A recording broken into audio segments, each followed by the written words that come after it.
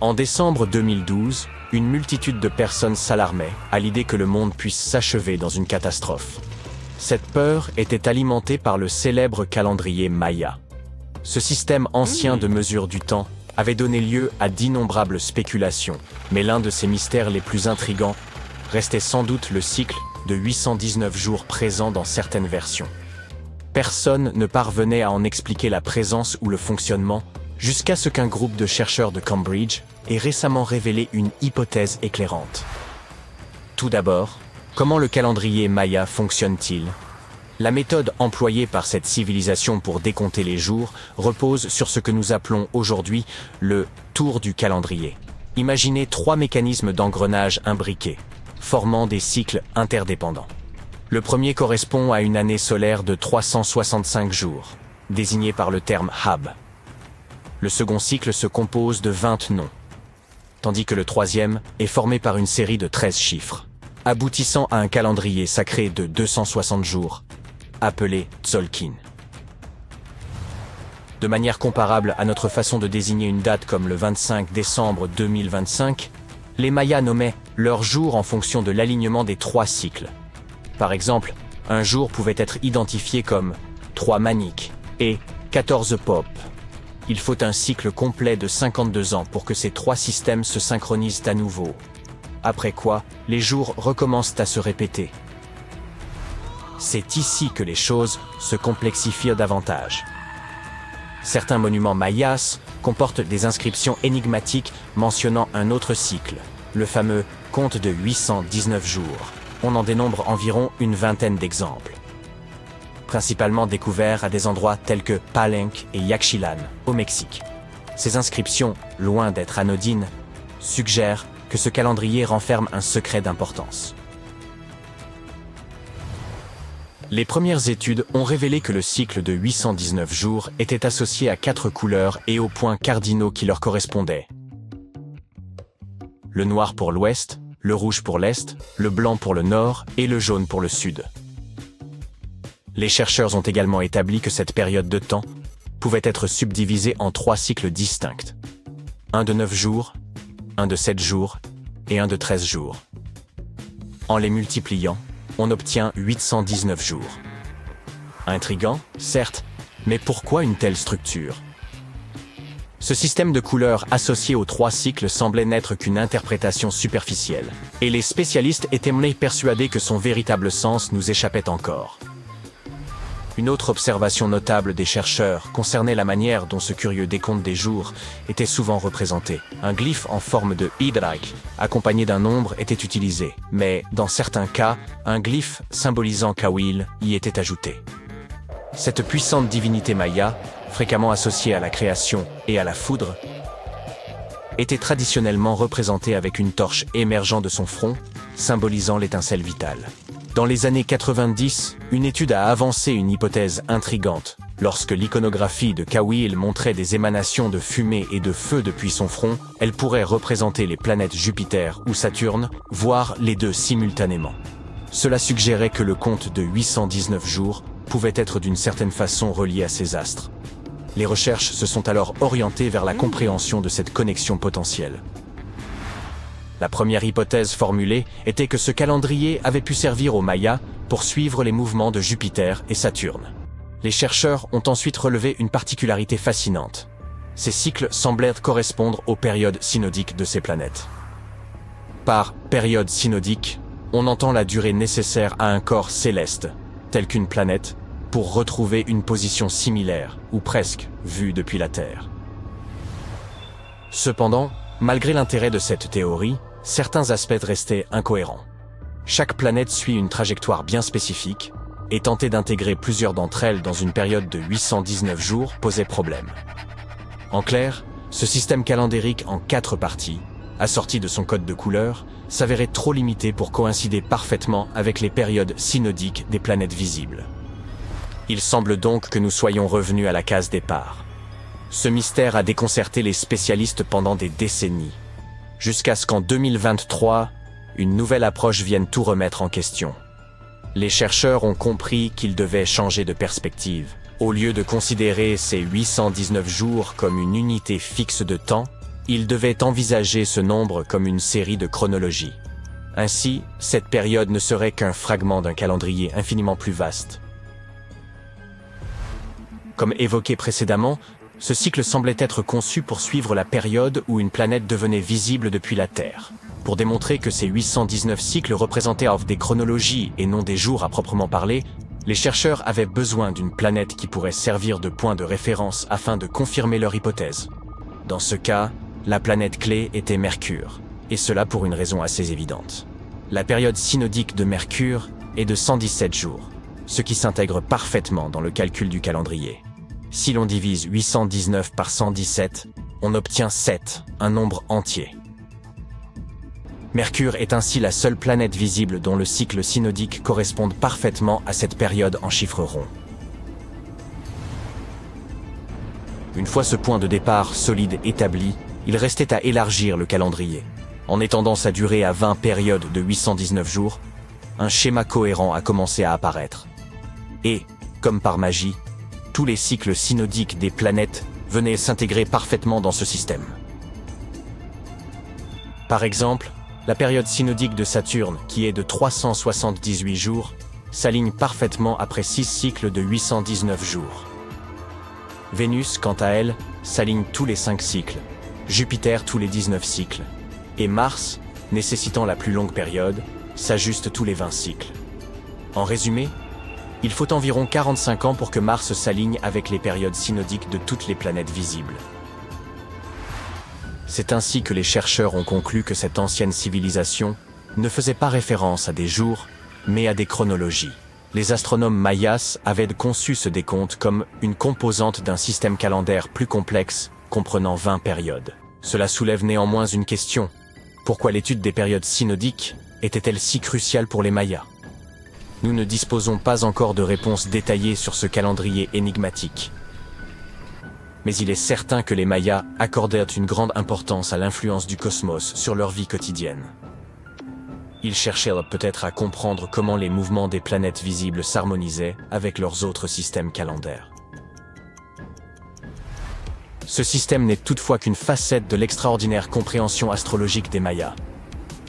Leur savoir allait bien au-delà de l'utilisation des cycles astrologiques pour l'agriculture. Ils possédaient également des connaissances d'une précision remarquable, comme celle de prédire les éclipses solaires. Les archéologues estiment que le lien entre les Mayas et les étoiles se manifeste dans les vestiges de leur civilisation. Un exemple célèbre se trouve dans la pyramide de Chichén Itzá, située dans la péninsule mexicaine du Yucatan. À la base de son escalier, on peut observer une tête de serpent sculptée dans la pierre. Mais le détail le plus fascinant se produit lors des équinoxes de printemps et d'automne, lorsque le jour et la nuit ont une durée égale. À ces moments précis, le soleil projette des ombres triangulaires sur l'escalier, donnant l'illusion d'un serpent ondulant le long des marches. Un autre exemple de l'intégration de leurs connaissances astronomiques se trouve à Tikal, au Guatemala. Cette pyramide, construite aux alentours de l'an 1 après Jésus-Christ, est considérée comme l'un des premiers complexes astronomiques des Mayas. Grâce à son orientation et son alignement minutieux, elle leur permettait de suivre et de calculer avec une grande précision les solstices et les équinoxes. Les Mayas étaient de chevronnés observateurs du ciel. De même que nous disposons aujourd'hui d'observatoires modernes dotés de dômes, ils avaient leur propre équivalent. C'est ainsi qu'on découvre El Caracol, dont le nom signifiant escargot en espagnol, se réfère à l'escalier en colimaçon situé à l'intérieur de la tour.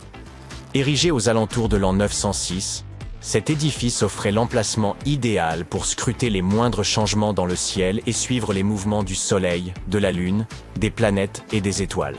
Contrairement à nous, avec nos télescopes, nos satellites et nos technologies de pointe, les Mayas s'appuyaient exclusivement sur l'observation à l'œil nu, ce qui rend leurs accomplissements d'autant plus impressionnants.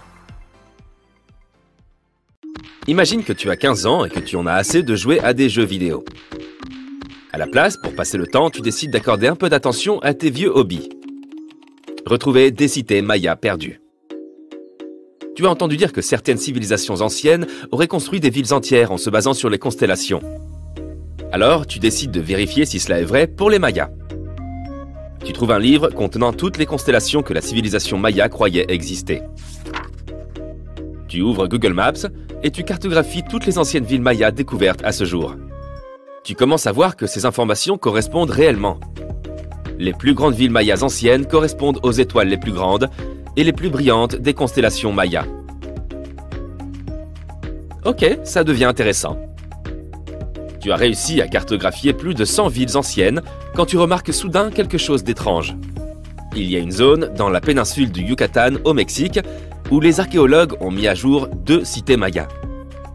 Mais sur la carte des constellations, il y a 3 étoiles. Cela pourrait-il signifier qu'il y a une ville perdue depuis longtemps qui attend d'être découverte? Tu pourrais trouver ça très naïf. Mais l'histoire est vraie. Elle est arrivée à un adolescent canadien nommé William Gadoury. Ce garçon est connu comme un génie des sciences et a même remporté un prix pour la théorie des constellations que nous venons de présenter. Lorsqu'il a remarqué qu'il manquait une 3e ville dans la 23e constellation qu'il examinait, il a commencé à parcourir Internet, à la recherche de photos satellites qui pourraient l'aider à résoudre ce mystère.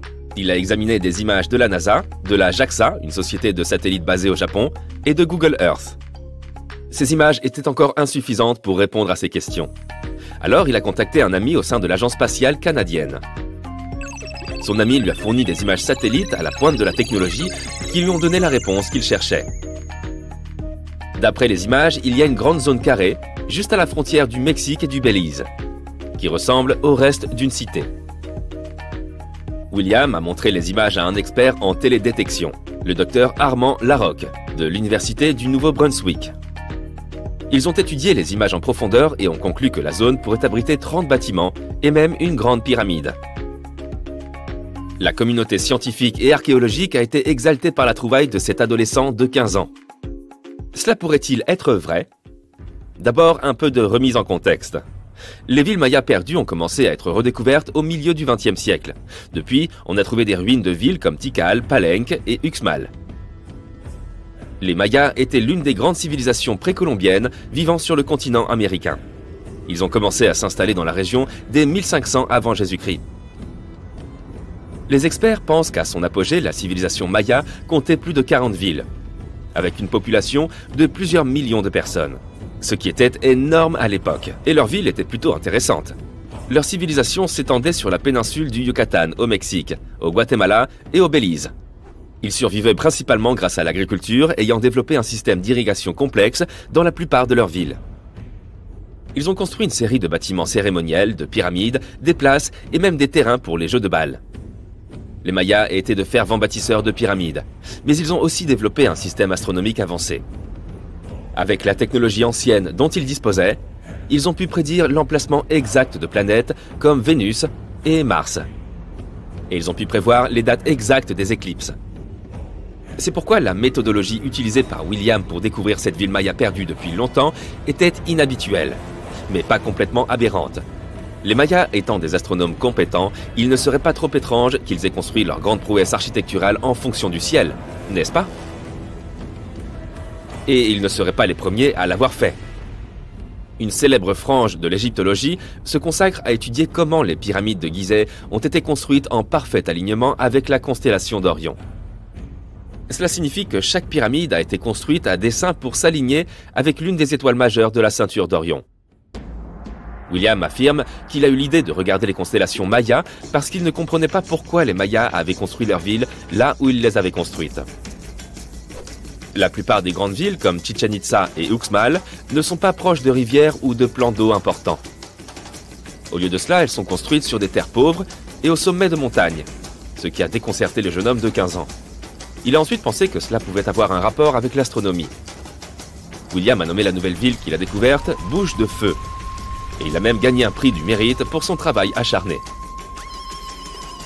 Cependant, sa théorie a été très contestée au sein de la communauté archéologique, et de nombreux experts mayas ont travaillé à démentir les découvertes de William. Certains archéologues affirment que les théories des constellations sont trop peu scientifiques. Anthony Aveni, un anthropologue et astronome renommé, a qualifié la méthodologie de William d'acte d'imagination créative. Il a expliqué qu'il n'y a aucun moyen d'être sûr de ce qu'étaient réellement les constellations mayas, tout cela n'étant que purement hypothétique. Un autre spécialiste qui a démystifié les découvertes de William est le mayaniste David Stuart, qui a déclaré que l'objet identifié sur l'imagerie satellite n'est rien d'autre qu'un vieux champ de maïs. Son affirmation a été soutenue par une expédition qui a eu lieu près de la zone en 2021, lorsque les archéologues présents ont signalé qu'il n'y avait rien du tout dans cette zone. Malgré tout, un garçon de 15 ans a presque trouvé une ville maya perdue depuis longtemps, ce qui en soi est assez admirable. Des techniques similaires à celles utilisées par William sont d'ailleurs désormais utilisées pour déterrer des civilisations perdues dans le monde entier. Selon l'archéologue spatiale Sarah Parcak, l'imagerie satellite a joué un rôle clé dans la découverte de villes anciennes en Égypte et dans d'autres endroits. Sarah Parcak elle-même passe la plupart de ses journées à parcourir les images à la recherche du moindre signe d'endroit où il aurait pu y avoir des villes il y a longtemps. Ce qui se passe, explique-t-elle, c'est que chaque fois qu'on a quelque chose d'enterré, il va être recouvert soit par la végétation, la terre ou le sable, soit par une autre construction moderne par-dessus. Pour évaluer s'il y a quelque chose de caché sous de grandes voûtes de végétation, elle utilise notamment la technologie infrarouge. Une grande découverte récente au Brésil a été faite de manière similaire. L'imagerie satellite a détecté un réseau de tranchées datant de l'an 200 à 1200 de notre ère. Celle-ci suggère des établissements qui auraient pu faire vivre environ 60 000 personnes.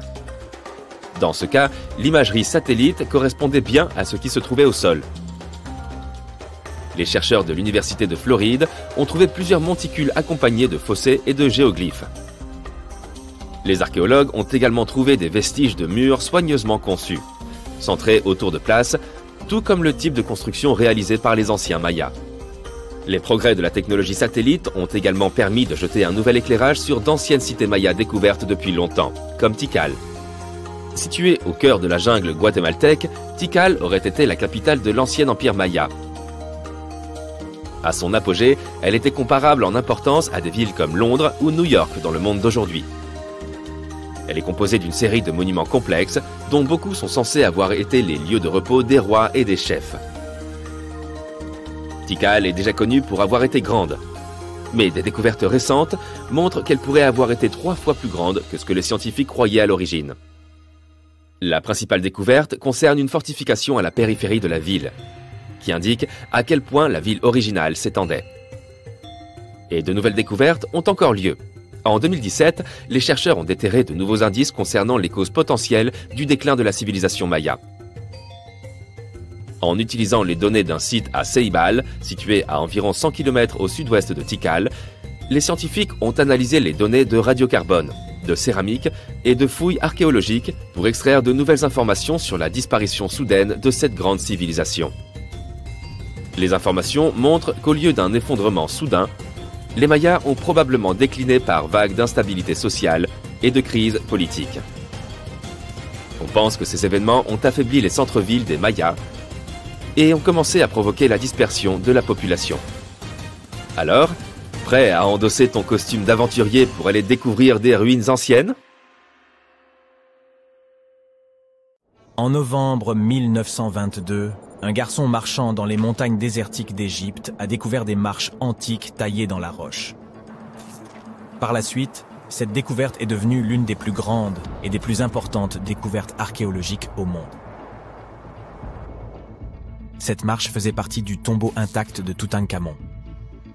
Les archéologues ont trouvé environ 5000 objets anciens, dont des bijoux, des tissus, des vases peints et des masques funéraires. Tu as probablement vu l'un d'entre eux. Il est devenu l'un des attributs les plus reconnaissables de l'Égypte ancienne. Plus de 100 ans se sont écoulés depuis. Aujourd'hui, l'humanité s'est enfin rapprochée d'une autre découverte de grande envergure, la tombe de Cléopâtre. Cette reine a été la dernière souveraine active du royaume ptolémaïque d'Égypte, qui a siégé sur le trône de 51 à 30 avant notre ère. Il existe de nombreux documents anciens sur Cléopâtre, son règne et sa personnalité hors du commun. Mais jusqu'à présent, personne n'avait découvert les secrets de son décès et de son lieu de sépulture.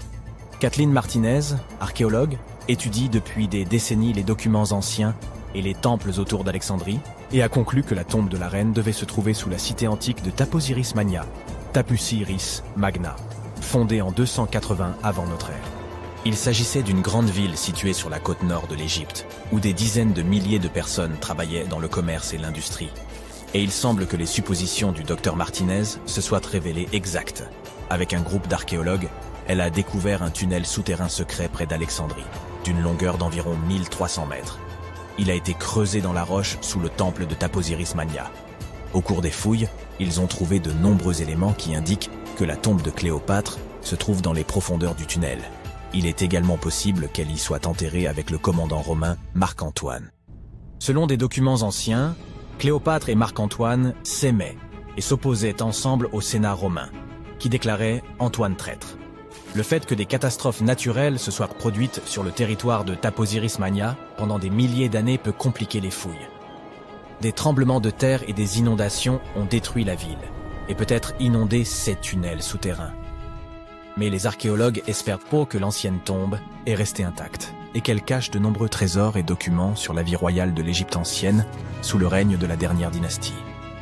Il est possible que les fouilles se déroulent sous l'eau et dans la boue. Cela demandera beaucoup de temps et de moyens financiers, mais les archéologues sont sûrs que cela en vaut la peine. Quoi qu'il en soit, il est trop tôt pour affirmer que Cléopâtre est réellement enterrée à cet endroit, mais les scientifiques ont trouvé de nombreux objets dans le tunnel qui le confirment, notamment des pots en argile, des dizaines de pièces de monnaie à l'effigie de Cléopâtre et d'Alexandre le Grand, ainsi qu'un buste à l'effigie de la reine égyptienne.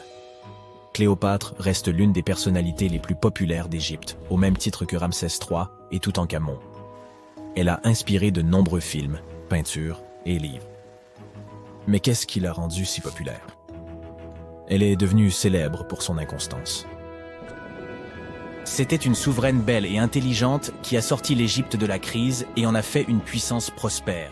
Les textes arabes médiévaux indiquent qu'elle connaissait la chimie, les mathématiques et la philosophie, et qu'elle a peut-être écrit plusieurs ouvrages scientifiques.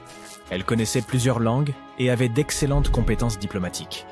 Par ailleurs, de nombreuses légendes affirment qu'elle était une femme fatale, qui rendait beaucoup d'hommes fous. Cependant, rien ne prouve que sa beauté était incomparable. Hollywood a créé l'image d'un modèle éblouissant en tournant plusieurs films dans lesquels des actrices célèbres interprétaient le rôle de Cléopâtre.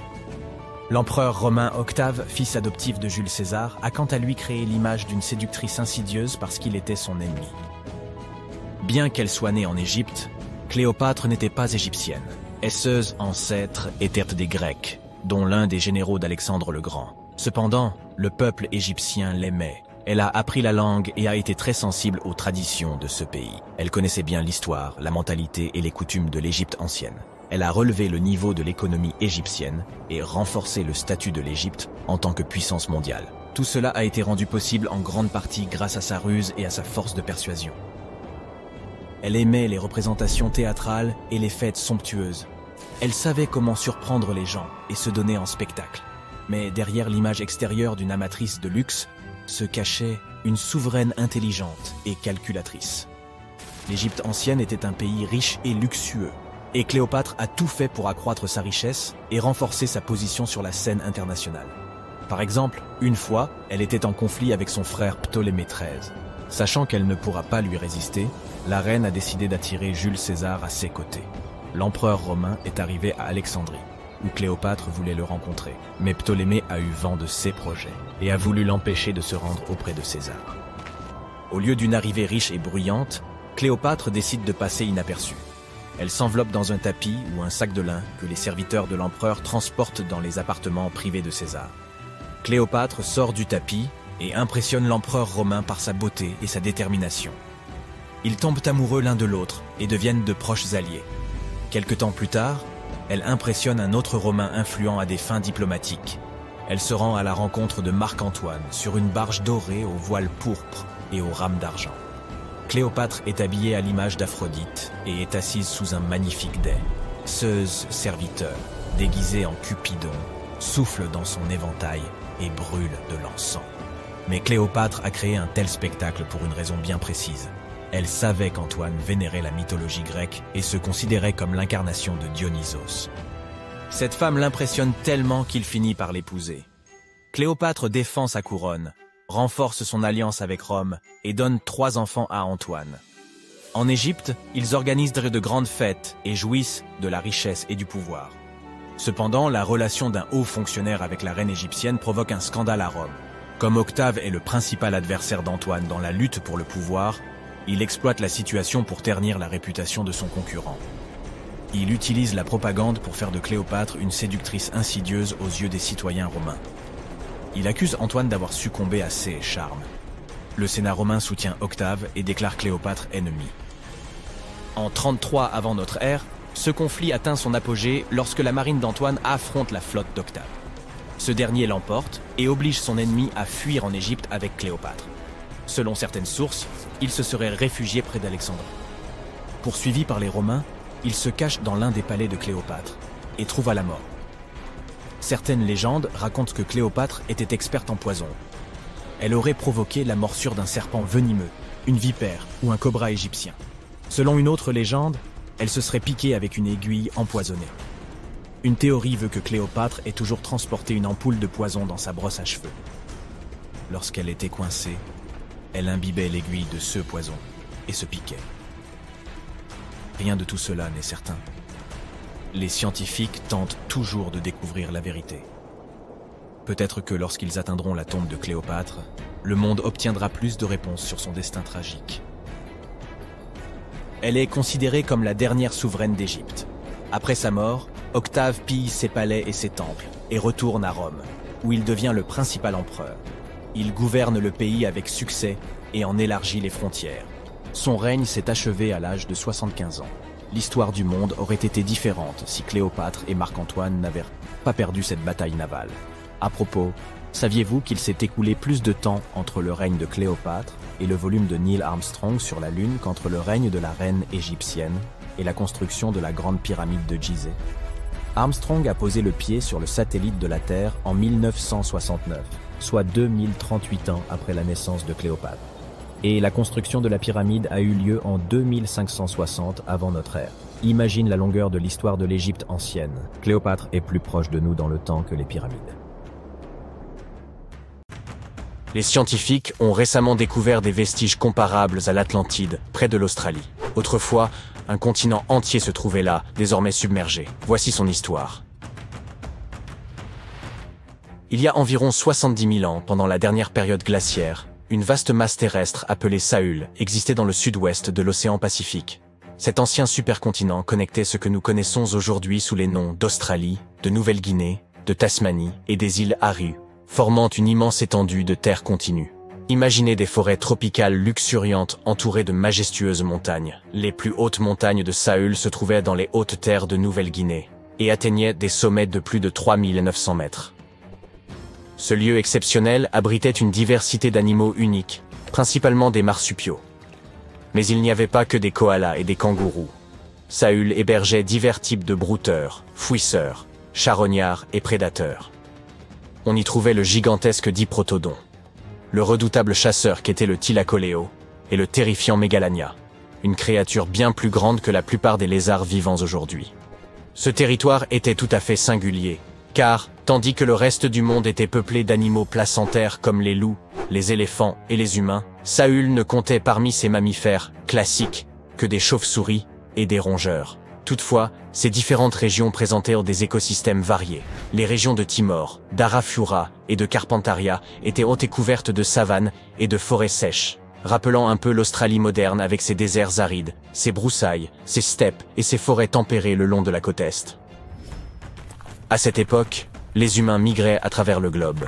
Ils ont entrepris un voyage extraordinaire depuis l'Asie du Sud-Est jusqu'à Saül, et y sont parvenus pour la première fois il y a 60 à 45 000 ans. Ils voyageaient principalement à pied et traversèrent la mer à l'aide de radeaux en bambou et de bateaux rudimentaires. Ils provenaient de l'ancien plateau continental de Sunda, qui englobait des parties de l'Asie du Sud-Est. En traversant une série d'îles connues sous le nom de Wallacea, ils se sont finalement répandus à travers le Saül.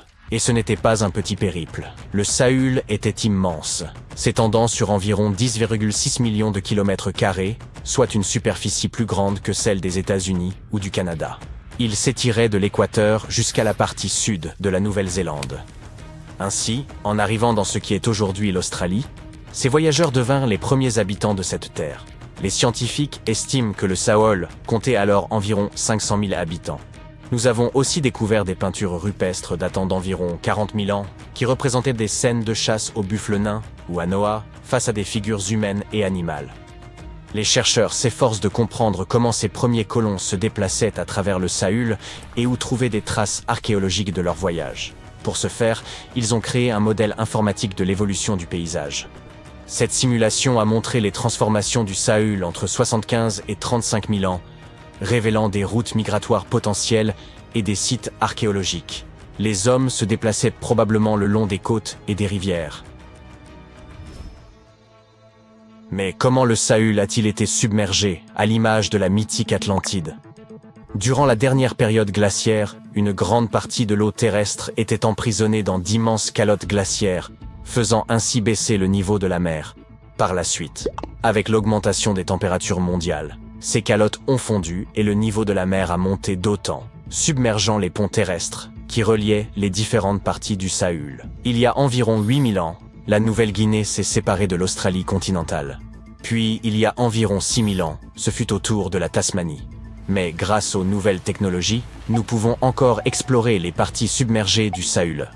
Les plongeurs explorent et collectent des échantillons directement depuis le fond de l'océan, et les drones sous-marins peuvent atteindre des zones trop profondes ou dangereuses pour les humains. Grâce à la cartographie par sonar, les scientifiques utilisent les ondes sonores pour dresser des cartes du fond marin, un peu comme utiliser un écho permettant de voir sous l'eau. Les ondes rebondissent sur le fond marin et reviennent à l'envoyeur, aidant ainsi à composer une image des environs. Dans les profondeurs sous-marines, les archéologues ont trouvé des outils en pierre et d'autres artefacts. Ils ont également découvert des fossiles d'animaux tels que le diprotodon et le thylacoleo. En étudiant le terrain submergé de Sahul, ils ont mis en évidence l'existence de rivières, de lacs et de côtes datant de la période glaciaire. Mais pour autant, Sahul n'est pas le seul continent submergé au monde. Ce n'est même pas le seul trésor caché de l'Asie du Sud-Est. Prenez le Sundaland, une région composée de Sumatra, Java, Bornéo et quelques autres îles. Cet endroit était gigantesque durant l'ère glaciaire, mais aujourd'hui, il est presque entièrement submergé. Presque, mais pas totalement. Les parties émergées grouillent encore de vie. Si vous aimez les oiseaux, visitez donc cet endroit. Il abrite près d'1/5 des espèces d'oiseaux du monde. On peut y apercevoir des oiseaux colorés comme l'aigle de Java et les tourneaux de Bali au sein des forêts luxuriantes. C'est aussi le foyer d'un quart des espèces de poissons de la Terre. Les eaux du Sundaland sont un havre pour la vie marine, même pour les plus exotiques, comme les arowanas asiatiques. C'est aussi une véritable mine d'or en matière de fleurs. C'est là que l'on peut trouver la Rafflesia et le titan Arum, les plus grandes fleurs au monde. Cela la rend très similaire au continent de Zélandia. Il s'agit d'une longue et étroite bande de terre, mesurant la moitié de la taille de l'Australie et qui s'est détachée de l'Antarctique il y a environ 100 millions d'années. Tout comme le Sundaland, elle n'est pas entièrement submergée. 7% de sa surface reste au-dessus du niveau de la mer. Ce fragment émergé est ce que nous appelons aujourd'hui la Nouvelle-Zélande, ainsi que l'île Stewart et quelques petites îles. Ces morceaux de Zélandia sont tempérés et luxuriants. Ils regorgent de volcans, de chaînes de montagnes, de magnifiques geysers naturels et de sources chaudes. Les Maoris utilisent ces dernières pour cuisiner. Ils placent du maïs, des œufs et des légumes dans des paniers et les plongent directement dans les sources thermales. Parfois, ils cuisinent également dans un four creusé et rempli de pierres chauffées. Un autre monde perdu est connu sous le nom d'Argoland. Cette mystérieuse masse terrestre faisait autrefois partie de l'Australie, à l'époque des dinosaures, et elle a intrigué les scientifiques pendant des décennies. On soupçonnait son existence car il a laissé une immense étendue sur les fonds marins, la plaine abyssale d'Argo. Il y a environ 155 millions d'années, l'Argolan s'est détaché de l'Australie et a dérivé vers le nord. Puis, lorsqu'il a atteint l'Asie du Sud-Est, il a tout simplement disparu. Les scientifiques n'avaient aucune idée de l'endroit où il avait pu passer. Mais récemment, ils ont finalement retrouvé sa trace. Il se trouve que les parties inférieures du malheureux Argoland ont commencé à sombrer dans la fosse de la sonde, un abîme océanique terriblement profond. La croûte terrestre a coulé dans le manteau, et pendant ce temps, les parties supérieures d'Argolan ont été poussées vers le haut, intégrant des roches plus jeunes à la surface. À cause de cela, Argolan s'est disloqué en plusieurs fragments plus petits. Ces derniers ont formé des parties de Bornéo, Java, Célèbes et d'autres régions. Le reste est profondément enfoui sous l'Indonésie et la Birmanie. Imaginez une masse terrestre colossale de la taille du Groenland, le Grand Adria. Son voyage a débuté il y a environ 240 millions d'années, lorsqu'il s'est détaché du supercontinent de Gondwana. Il a commencé à dériver vers le nord et après 100 millions d'années passées dans des mers chaudes, il a soudainement percuté l'Europe avant de se fragmenter. La plupart de ces morceaux ont été entraînés profondément dans le manteau terrestre, mais certains ont été arrachés et sont devenus partie intégrante de chaînes montagneuses comme celle des Alpes. Aujourd'hui, les vestiges du Grand Adria sont dispersés dans plus de 30 pays, de l'Espagne jusqu'à l'Iran. C'est pourquoi ils sont si difficiles à localiser. Les Seychelles faisaient également partie de Gondwana. Et oui, ces îles idylliques reposent sur les vestiges de l'ancien continent. Nous en avons d'ailleurs appris beaucoup grâce à ces fascinants affleurements granitiques. C'est Alfred Wegener qui a suggéré la dérive des continents il y a près d'un siècle, mais personne ne le croyait à l'époque. Et ces affleurements l'ont aidé à prouver que les plaques tectoniques se déplaçaient réellement. Les Seychelles se sont séparées de l'Inde et de Madagascar, et sont finalement devenus un archipel solitaire dans l'océan Indien. Cela s'est probablement produit à cause de l'activité volcanique intense des trappes du Deccan. Aujourd'hui, les îles abritent des espèces uniques, tant sur Terre que dans les récifs coralliens environnants. Le microcontinent de Mauritia s'est détaché de l'Inde après l'extinction des dinosaures. Au cours de son voyage, il s'est étiré pour prendre une forme de ruban, avant de se fragmenter. Aujourd'hui, ces fragments sont éparpillés sous l'océan Indien. Les scientifiques ont découvert cette terre perdue en étudiant de minuscules cristaux anciens appelés zircons. Ces zircons sont pareils à des capsules temporelles. Ils remontent à une période antédiluvienne, pouvant aller de 660 millions à 2 milliards d'années, bien plus anciens que l'île Maurice elle-même. Ces cristaux anciens ont suggéré l'existence d'une autre Atlantide quelque part à proximité. Il semble qu'il y ait des continents engloutis un peu partout dans le monde. Et peut-être en découvrirons-nous encore beaucoup d'autres à l'avenir. Les chercheurs ont mis au jour d'anciens artefacts tout près de la sépulture de Toutankhamon. Il s'avère que ce lieu de repos, supposément réservé à l'élite, s'apparente plus à une nécropole commune, abritant une douzaine de cercueils en bois datant d'environ 3600 ans. D'accord, j'ai peut-être un peu exagéré. Ces 11 tombes ne se trouvaient là pas exactement à côté de celles de Toutankhamon, mais relativement proches, aux abords de la ville de Luxor. Les découvertes récentes dans les sépultures égyptiennes apportent de précieuses indications sur la vie quotidienne dans l'Égypte antique. Et contre toute attente, il apparaît que les Égyptiens partagèrent de nombreuses similitudes avec nos civilisations modernes. Les femmes arborent ainsi des parures depuis la nuit des temps, et les archéologues ont exhumé un collier d'une remarquable finesse, composé de 30 perles d'améthyste et de 2 perles d'agate, ainsi qu'un pendentif en forme de tête d'hippopotame, probablement très prisé à l'époque. Les chercheurs ont également découvert 2 miroirs en cuivre, l'un doté d'un manche sculpté en forme de lotus, l'autre orné de la déesse Hathor, associée au ciel, à la féminité, à la fertilité et à l'amour. Ces fouilles récentes aux abords du tombeau de Toutankhamon ont révélé une découverte saisissante. Pour la première fois depuis des millénaires, des vestiges du temple funéraire de la reine Hatshepsut ont été mis au jour. Essayez donc de le répéter rapidement 10 fois. Finalement, oublié. Considérée comme la 2e femme à avoir régné en tant que pharaon, cette souveraine exerça son pouvoir avec courage et sagesse, laissant un héritage aussi durable que la pierre. Son temple, enfoui durant des siècles, constitue désormais une fenêtre précieuse sur une époque marquée par les intrigues et la ferveur spirituelle.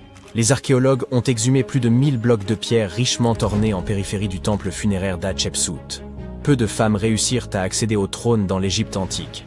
À proximité, une autre tombe a été découverte. Elle appartenait à Djehutimès, intendant du palais de la reine Tétichéri. La reine Hatshepsut semble avoir bien plus de tombes, ou plutôt d'atouts, cachés dans sa manche. Contrairement aux pyramides, ces tombes ont été directement creusées dans la roche, illustrant une approche singulière de la préservation de l'âme dans l'au-delà. Les fouilles ont permis d'exhumer plusieurs objets anciens fascinants. Des jouets en argile, des masques de momies, des scarabées ailés et quelques amulettes. Malheureusement, il est probable que bien d'autres artefacts aient disparu au fil des siècles, car des visiteurs moins scrupuleux que les archéologues ont exploré le site avant eux. Il y a fort à parier que des pillards aient mis la main sur certaines pièces de grande valeur. Pourtant, ils ont laissé derrière eux quelques vestiges intéressants pour les chercheurs, notamment des poteries destinées aux offrandes de pain et de viande, ainsi que des arcs, suggérant un lien entre les propriétaires de ces tombes et l'armée égyptienne. En parlant de protection de l'âme, elle est bien plus essentielle qu'on ne pourrait le croire, surtout lorsqu'on se promène aux abords de Luxor à la recherche de secrets enfouis. Vous n'êtes pas du genre à craindre la malédiction de Toutankhamon, n'est-ce pas? Laissez-moi vous raconter ce qui est arrivé à ceux qui l'ont bravé, mais n'allez pas tout prendre au pied de la lettre. Pendant des années, certains égyptologues, en particulier ceux qui prêtaient foi au paranormal, ont été convaincus qu'une malédiction pesait sur les découvertes liées à Toutankhamon. Cette croyance prenait racine dans la mort brutale et inexpliquée de plusieurs membres de l'équipe ayant exhumé son tombeau en 1922. Puisqu'aucune explication scientifique évidente ne justifiait ces décès, il était plus simple de les attribuer à une force surnaturelle et d'éviter de se poser davantage de questions. Or, il semble que cette fameuse malédiction ne soit qu'un mythe. En réalité, ces décès pourraient être liés à l'exposition à des radiations mortelles. Mais d'où provenaient-elles? Après tout, si la radioactivité fut découverte au XIXe siècle, il est difficile d'imaginer que les anciens Égyptiens aient eu accès à du radium pour illuminer le tombeau de Toutankhamon d'une lueur inquiétante. Alors, quelle est la véritable explication? Il se pourrait que des déchets toxiques soient à l'origine de ces morts mystérieuses. Des niveaux élevés de radiation issus de l'uranium et d'autres substances dangereuses auraient été piégés dans le tombeau depuis plus de 3000 ans. D'ailleurs, il se murmure que la chambre funéraire de Toutankhamon contiendrait encore aujourd'hui des taux de radiation si élevés que toute personne y pénétrant risquerait de développer une maladie incurable due à tant d'exposition. Et si cela vous semble exagéré, dites-vous que vous pourriez frôler un niveau de contamination similaire si vous laissez moisir des restes de nourriture au fond de votre frigo pendant un mois. Toutefois, cette radioactivité ne se limite pas au tombeau de Toutankhamon. La recherche d'artefacts égyptiens est proprement fascinante mais tout aussi périlleuse. De nombreuses tombes de l'Ancien Empire affichent des niveaux de radiation anormalement élevés. Les compteurs Geiger ont détecté des radiations sur 2 sites proches des pyramides de Gizeh, et du radon, un gaz radioactif, a été relevé dans plusieurs tombes souterraines de Saqqara. Il est probable que les bâtisseurs de ces sépultures aient eu conscience de ces toxines. Des avertissements gravés sur les murs mettent en garde contre une mort inévitable pour quiconque ose profaner ces lieux. L'une des inscriptions prévient « Quiconque violera ce tombeau périra d'un mal qu'aucun médecin ne saura comprendre ». D'autres formules évoquant l'interdit causé par des esprits maléfiques ont sans doute renforcé la peur de ces malédictions antiques. Depuis toujours, ces avertissements intriguaient les archéologues. Mais un événement survenu il y a un siècle a ravivé la crainte des malédictions. En 1922, peu après l'ouverture du tombeau de Toutankhamon, Lord Carnarvon, qui avait financé l'expédition, mourut dans des circonstances mystérieuses, de même que de nombreuses personnes ayant exploré la tombe. Arthur Weigel, un égyptologue britannique présent lors de l'ouverture du tombeau, est d'ailleurs considéré comme l'un des artisans du mythe de la malédiction. Ironie du sort, il mourut prématurément en 1934, alors qu'il n'avait qu'une cinquantaine d'années. Certains avancent que son décès pourrait être lié à une exposition prolongée aux radiations. Sur les 26 personnes présentes lors de l'ouverture, 6 périrent dans les 10 années suivantes. Toutefois, ces disparitions ne sont pas toutes imputables aux rayons X. Les causes variaient: asphyxie, AVC, insuffisance cardiaque, pneumonie et même empoisonnement. Sinistre, n'est-ce pas? Pourtant, un homme semble avoir échappé à cette prétendue malédiction. Howard Carter, l'archéologue qui dirigeait les fouilles. Pour certains, sa survie prouvait que cette légende n'était qu'un mythe. Après sa découverte, Carter publia plusieurs ouvrages avant d'abandonner progressivement l'archéologie pour le commerce d'antiquités destinées aux musées. Toutefois, certains pensent que la malédiction l'a frappé d'une autre manière. Une rumeur persistante le lie à Evelyn, la fille de Lord Carnarvon. On raconte qu'il l'aimait éperdument, mais qu'elle épousa un autre homme. Désespéré, il aurait choisi de rester célibataire jusqu'à la fin de sa vie.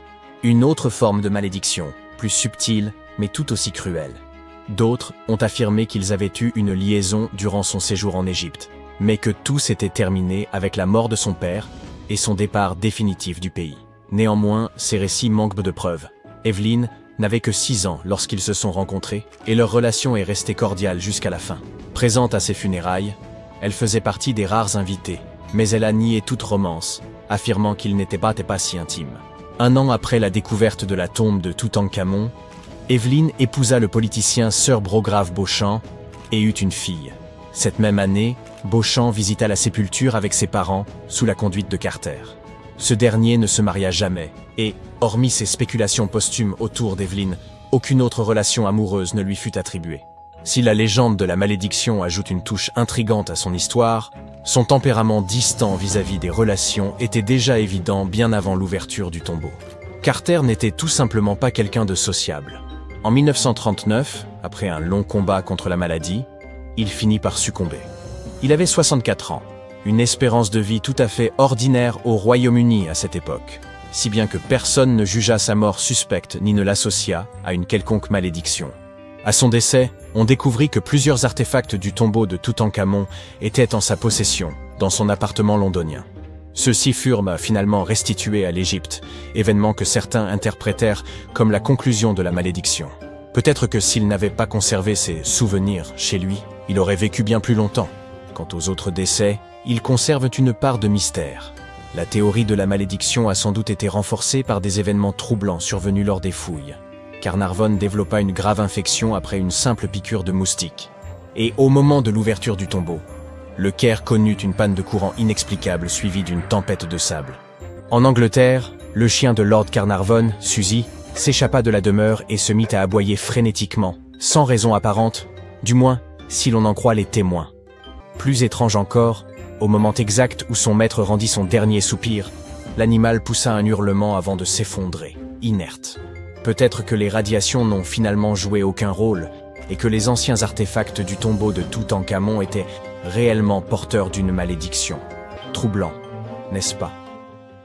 L'histoire n'est pas seulement gravée dans la pierre, mais ses dessins tracés sur des rochers vieux de 11 millénaires pourraient bien nous mettre en garde contre un avenir inquiétant. Les Mayas et les habitants de Göbekli Tepe ont formulé d'importantes prophéties sur l'humanité. Et ce qui frappe, c'est que, malgré des siècles et des milliers de kilomètres de distance, ils aient employé des symboles similaires. Clarifions un point essentiel. Les anciennes civilisations représentaient souvent leurs divinités sous des traits humanoïdes. On retrouve ces figures célestes en Égypte antique, mais aussi dans les cultures précolombiennes des Amériques. Par exemple, les Aztèques vénéraient une divinité majeure qu'ils nommaient Quetzalcoatl. Associé au vent, à Vénus et au soleil, il est parfois représenté dans l'art aztèque affublé d'un petit sac. Fait troublant, une figure ailée très similaire apparaît également dans l'iconographie assyrienne.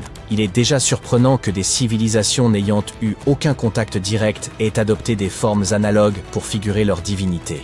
Mais qu'elles aient représenté des sacs pratiquement identiques défie toute coïncidence raisonnable. Bien entendu, lorsque nous parlons de sacs, il s'agit de sculptures évoquant des objets dont la forme rappelle celle des sacs modernes. Pas exactement un modèle de haute couture, mais l'idée est là. Certaines théories avancent que cette énigmatique sacoche pourrait être liée au voyage temporel. Nous savons que Göbekli Tepe évoque un cataclysme diluvien ayant anéanti une civilisation ancienne. Pourtant, à son apogée, cette société maîtrisait l'élevage et l'agriculture. Elle connaissait l'usage des semences et les techniques de culture. Selon une théorie, cet élégant accessoire aurait pu servir à transporter des graines. Étant donné que Göbekli Tepe est supposé se situer près du lieu où l'arche de Noé aurait été construite, les habitants de la région pourraient avoir rassemblé des graines à semer dans le nouveau monde après le grand déluge. Étrange, indéniablement, mais tout ce que nous avons abordé l'est également. Alors, poursuivons avec cette idée. Une autre théorie sur la signification de cette sacoche adopte une approche plus simple. Dans plusieurs cultures anciennes, le cercle symbolisait la spiritualité et l'immatérialité, tandis que le carré était souvent associé à la terre et à la matière physique. Ce que nous, humains modernes, percevons comme un sac à main, pouvait donc figurer l'union de la terre et du ciel, des éléments matériels et immatériels de l'existence. Pas une mauvaise hypothèse, dirait-on. Mais qui sommes-nous pour en juger? Certains, comme Graham Hancock, ne croient pas aux explications précédentes. Selon lui, Göbekli Tepe serait lié aux petits hommes gris et à leurs interactions avec les civilisations anciennes de la Terre. En plein centre de ce site antique se trouve une colonne particulière, le pilier 43 du bâtiment D. À première vue, il semble s'agir d'un calendrier astronomique. Vous distinguez le Scorpion? Il représente la constellation du même nom. Et cette sphère au centre, elle évoque l'alignement solaire. Nous savons que des civilisations comme celle des Mayas ou des Incas comptèrent de brillants astronomes. Alors, quel est l'intérêt ici?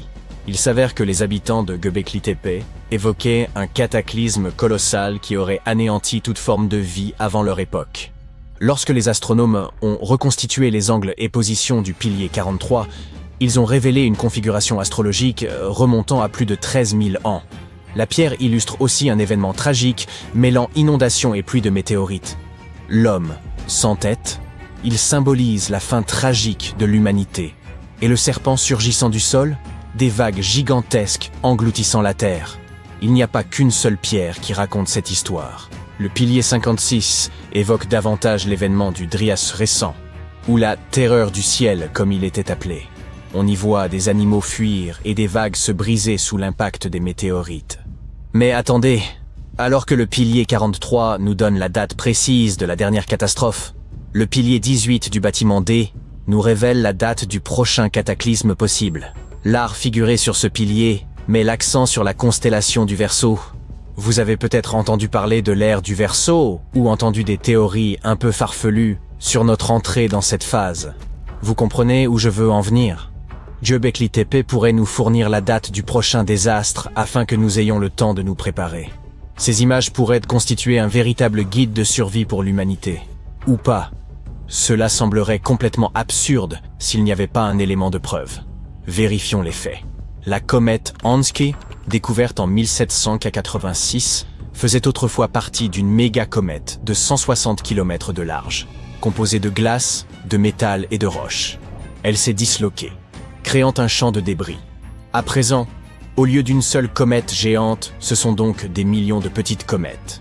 Lorsque la Terre a traversé ces débris, les habitants de Göbekli Tepe ont assisté à une pluie de météores, tous issus de la constellation du Verseau, comme l'indique le pilier 43. Voici la partie inquiétante. Nous traversons ce même champ de débris chaque année. Si vous regardez cette vidéo en septembre, octobre ou novembre, nous sommes en train de le traverser en ce moment même. Il se pourrait donc que ces débris retombent sur la Terre, répétant ainsi l'histoire. Mais pour l'instant, ce n'est qu'une théorie. La question demeure, comment les habitants de Göbekli Tepe ont-ils eu connaissance d'un événement survenu bien avant leur naissance? En 2019, des fouilles ont été lancées à Karahan Tepe, à environ 65 km de Göbekli Tepe.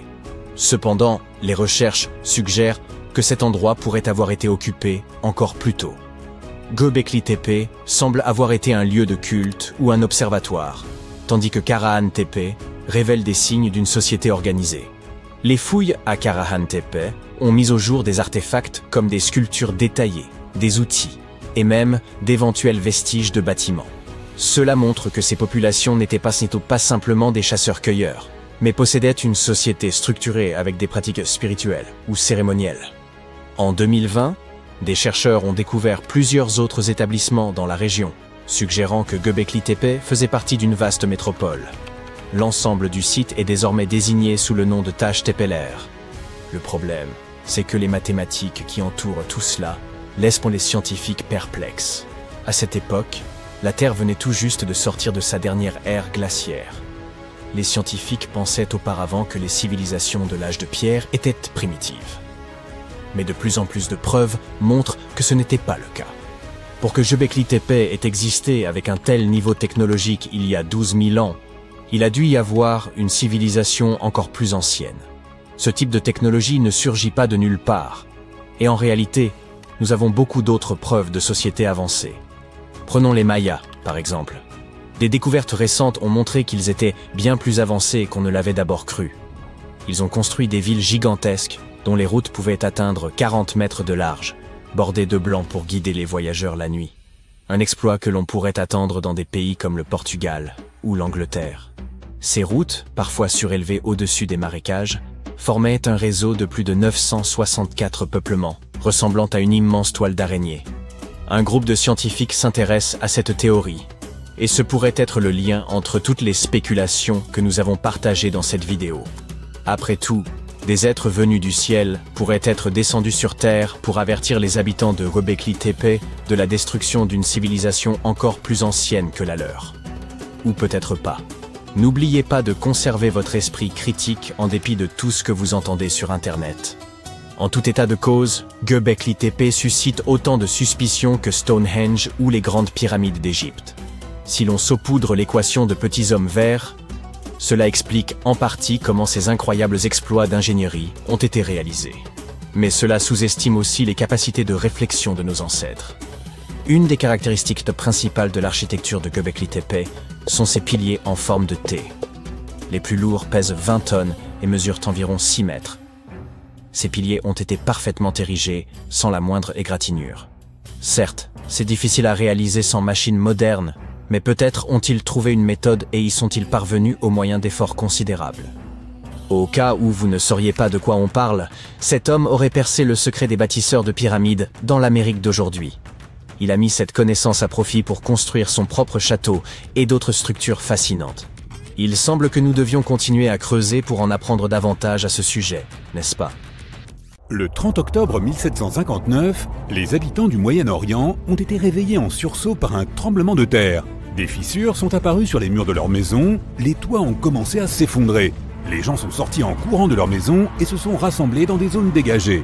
Mais à cause des fortes secousses, ils continuaient à perdre pied et à tomber.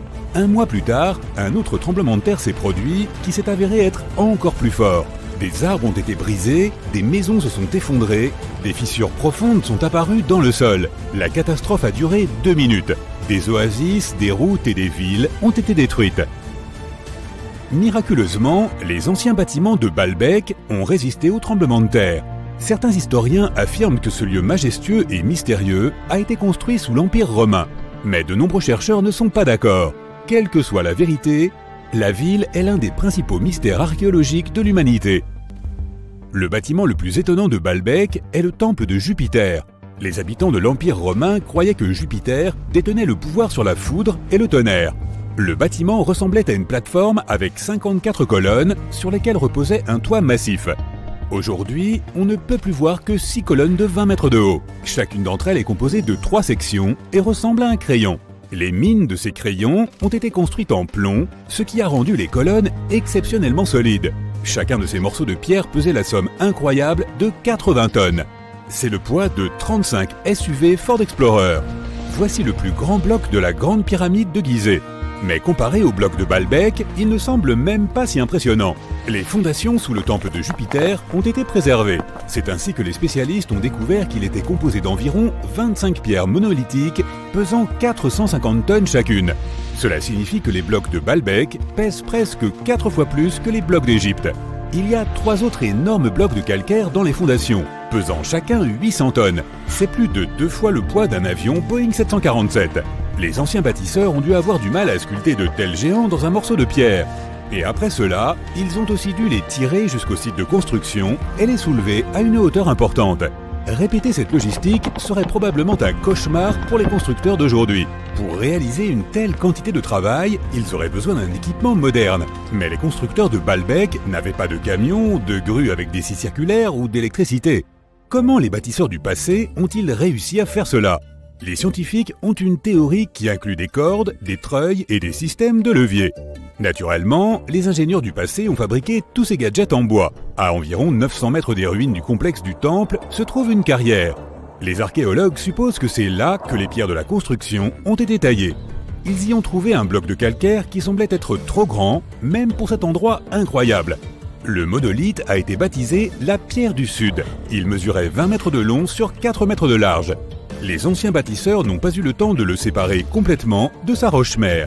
Un groupe de scientifiques autrichiens a estimé que ce morceau de calcaire pesait plus de 1000 tonnes, soit l'équivalent de 3 avions Boeing ou 160 éléphants d'Afrique.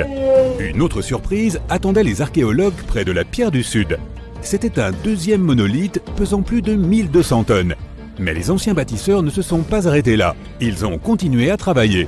En 2014, dans la même carrière, des archéologues allemands ont déterré un bloc qui pesait 1650 tonnes. Personne n'a encore compris pourquoi les bâtisseurs du passé avaient eu besoin d'un morceau de pierre qui pesait autant que 125 bus scolaires. On ne sait pas non plus comment ils comptaient déplacer ce colosse et pourquoi ils n'ont pas terminé le travail. Quoi qu'il en soit, ce troisième monolithe est le plus grand morceau de pierre transformé de l'histoire de l'humanité. Il y a à ce jour plus de questions que de réponses. Certains chercheurs pensent que les anciens bâtisseurs avaient des équipements de pointe. D'autres ne le pensent pas, mais sont impatients de comprendre comment les bâtisseurs ont réussi à déplacer ces pierres. Il y a un grand nombre de bâtiments et d'artefacts anciens dans le monde. Beaucoup d'entre eux rendent encore les chercheurs perplexes. Près de la pyramide de Djeser, en Égypte, les archéologues ont découvert un réseau de tunnels. Cet endroit s'appelle le Sérapéum. Il contient 24 sarcophages pesant de 70 à 100 tonnes. Les boîtes géantes ont été sculptées dans un seul morceau de granit et recouverts de lourds couvercles. Les sarcophages sont parfaitement symétriques. Au toucher, leurs parois sont aussi lisses que du verre. Même avec notre niveau actuel de technologie, c'est très difficile à réaliser. Mais les anciens Égyptiens ont réussi cet exploit. La coupe de Lycurgue est un artefact inestimable et un exemple de nanotechnologie ancienne. Elle est faite d'un verre qui peut changer de couleur. Si tu mets une source de lumière devant la coupe, elle devient verte. Si la lumière est derrière la coupe, elle devient rouge foncé. Dans ce cas, la figure du roi grec Lycurgue devient violet pâle. Les scientifiques n'ont compris comment ce changement de couleur fonctionnait qu'à la fin du XXe siècle. Grâce au microscope, ils ont détecté des nanoparticules d'argent, d'or et de cuivre. Elles avaient été ajoutées à la matrice de verre. Grâce à cela, tu peux observer un changement de couleur appelé dichroïsme. Fait intéressant, l'or et l'argent ont été broyés en fine poussière. C'est presque impossible à réaliser par accident. Très probablement, les anciens experts savaient parfaitement ce qu'ils faisaient. En Bolivie se trouve un curieux endroit appelé Pumapunku. On dirait que d'anciens géants y ont joué avec un énorme jeu de construction. Et après le jeu, ils ont oublié de remettre les pièces dans la boîte. Mais il n'y avait pas plus de géants autrefois qu'aujourd'hui. Ces énormes blocs de pierre ont simplement été sculptés par d'anciens bâtisseurs, il y a plus de 1500 ans. Certaines des pierres pèsent 100 tonnes. Les blocs ont été apportés à une altitude de près de 3900 mètres depuis la carrière située à 95 km du site de construction. Il n'y a pas de forêt dans cette zone, ce qui signifie que les bâtisseurs n'ont pas pu utiliser d'arbres pour fabriquer des rondins de bois. Le monument appartient à la civilisation Inca, or les scientifiques sont sûrs qu'elle n'avait aucun usage pour la roue. En 1992, les habitants d'un village chinois ont décidé de drainer un étang. Leurs ancêtres l'utilisaient pour laver le linge et attraper des poissons depuis des centaines d'années. Ils ont pompé l'eau sans relâche pendant 17 jours. Au fond du réservoir, ils ont fait une découverte inattendue. Les villageois ont vu l'entrée d'une grotte qui descendait à une profondeur de 30 mètres. Cette incroyable découverte a été baptisée les grottes de Longyu. Des bâtisseurs inconnus avaient creusé des galeries de 30 000 mètres carrés. On y trouve des pièces séparées, des ponts, des bassins et des colonnes qui soutiennent le plafond. Les murs de la grotte sont couverts d'étranges lignes et motifs sculptés. Les scientifiques n'ont pas trouvé d'informations sur l'identité de ceux qui ont creusé les grottes, ni sur la raison pour laquelle ils l'ont fait. La technologie de construction reste également un mystère. Antonio Stradivari a vécu en Italie au XVIIIe siècle. Il créait des instruments de musique. Plus de 600 de ses œuvres ont survécu jusqu'à aujourd'hui. 500 d'entre elles sont des violons. L'un de ces instruments a été vendu aux enchères pour 16 millions de dollars. Les violons fabriqués par ce maître ont un son clair et profond. Les chercheurs n'arrivent pas à comprendre pourquoi les instruments de Stradivarius produisent des sons si uniques. Peut-être est-ce dû au vernis que le maître a utilisé pour recouvrir les violons. La réponse se trouve peut-être aussi dans le bois dont sont faits les instruments. À l'époque, l'Europe avait un climat froid. À cause de cela, le bois est devenu plus dense, et les instruments qui en étaient faits avaient un son particulièrement agréable à l'oreille. Dans la ville indienne de Delhi, il y a un pilier de 7 mètres de haut. Il pèse 6 tonnes et demie et est composé à 98% de fer forgé. Le pilier, vieux de 1600 ans, ne présente aucun signe de rouille ni de dégradation. Les scientifiques pensent que si le monument est si bien conservé, c'est grâce au climat sec et à la composition chimique du métal qui l'a rendu résistante à la corrosion. Et pourtant, les chercheurs ne savent pas comment les forgerons ont réussi à fabriquer un pilier en fer qui ne craigne pas la rouille. Cela semble être un exploit difficile, même pour les métallurgistes modernes. Le rocher Al-Nasla est divisé en deux parties par une fente parfaitement droite. Chaque bloc rocheux repose sur un petit piédestal. Certaines personnes pensent que c'est la preuve d'une ancienne technologie laser. Mais les géologues pensent que la fente est apparue en raison du déplacement du sol ou des vibrations naturelles qui se sont produites sous la roche. Ce processus a conduit à l'apparition de la fissure.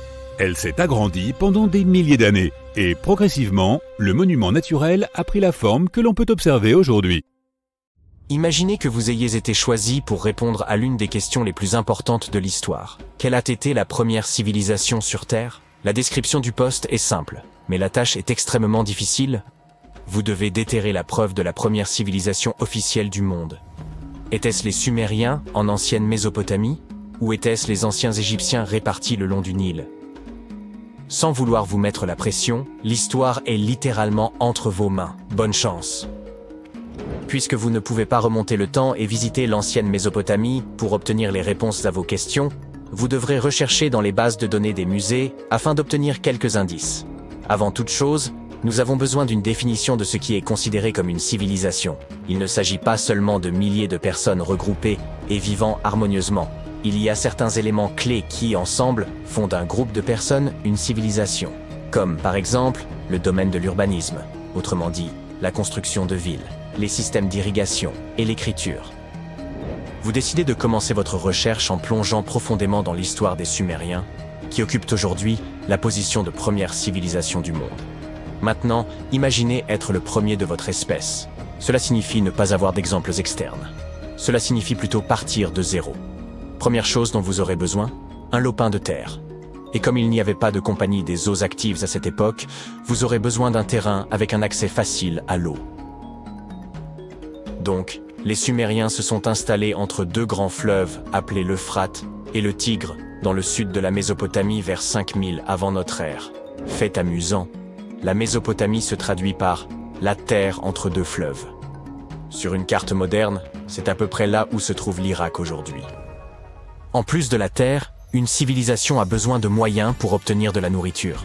La civilisation sumérienne a dû faire face à un climat sec et chaud, mais ils ont réussi à faire prospérer l'agriculture dans la région. En détournant les eaux des rivières et en créant des réservoirs et des barrages, les Sumériens ont permis à une série de colonies d'émerger à travers les plaines de Mésopotamie.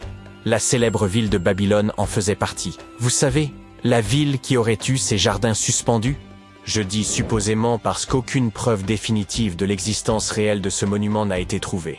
Cependant, il était considéré comme l'une des 7 merveilles du monde antique et cité comme un exploit remarquable d'ingénierie dans un livre ancien publié vers 290 avant Jésus-Christ. Bien qu'aucune trace des jardins de Babylone n'ait été trouvée, les Sumériens étaient reconnus comme des bâtisseurs extrêmement habiles. Leur ville était remplie de constructions en briques de boue, et les plus impressionnantes étaient connues sous le nom de ziggourats, des pyramides à degrés construites à des fins spirituelles. Les Sumériens ont construit un réseau commercial pour compléter les ressources rares et ont commencé à échanger des marchandises avec des civilisations émergentes à proximité, comme l'Anatolie et l'Égypte. Le début du commerce a poussé les Sumériens à développer ce que l'on croit être le premier système d'écriture au monde. Il a commencé comme un système simple, datant probablement de 3400 avant notre ère. Dans ce système, chaque syllabe était représentée par un dessin. Par la suite, il a progressivement évolué en un système d'écriture cursive totalement développé. Ne me crois-tu pas? Jette un œil à cette pièce de l'époque babylonienne. Cette immense plaque de basalte est appelée le Code de Hammurabi. Elle est reconnue comme la première collection de lois écrites de l'humanité. Selon l'histoire, elle a été gravée dans la pierre volcanique vers l'an 1760 avant notre ère. Regarde la précision de ces gravures. C'est assez stupéfiant. Mais le contenu est également surprenant puisque ces 282 règles varient des réglementations commerciales aux lois strictes de la justice. Le fait est que les historiens n'ont pas de consensus sur la question de savoir si les Sumériens ont réellement été les premiers à inventer l'écriture. Certains pensent qu'il pourrait s'agir des anciens Égyptiens. Arrêtons-nous ici. On pense que les établissements de l'Égypte ancienne ont commencé autour de l'an 5500 avant notre ère, ce qui est antérieur à la civilisation sumérienne. Mais souvenez-vous que j'ai dit qu'une civilisation avait besoin de quelques éléments avant d'être considérée comme telle. L'Égypte ancienne était composée de plusieurs petites cités-États, telles que Memphis, Abydos et Thèbes, disséminées le long du fleuve Nil. Ce n'est qu'en 3000 avant notre ère que l'Égypte fut unifiée sous un seul royaume et dura comme un empire jusqu'à près de 1000 avant notre ère. Bien qu'il n'y ait pas de consensus à ce sujet, certains experts en égyptologie estiment que ce pourrait être des immigrants sumériens qui ont fondé les premiers établissements égyptiens. La preuve pourrait être la présence de sceaux cylindriques en pierre dure, un objet largement utilisé en Sumer. Ces sceaux servaient à garantir l'authenticité des transactions légales. Mais il est difficile de déterminer si cette méthode a été introduite par des immigrants sumériens ou simplement par le commerce. Étant donné que la période de temps n'est pas l'un des critères que nous pouvons utiliser pour déterminer qui est venu en premier, nous devrons nous tourner vers autre chose. Mais quoi? Comme les Sumériens, les Égyptiens étaient également des constructeurs hautement qualifiés. Évidemment, ils ont construit les célèbres pyramides de Gizeh et bien d'autres sur tout leur territoire. Pour améliorer leur technique de construction, ils se sont immergés dans le développement d'une compréhension plus approfondie des mathématiques.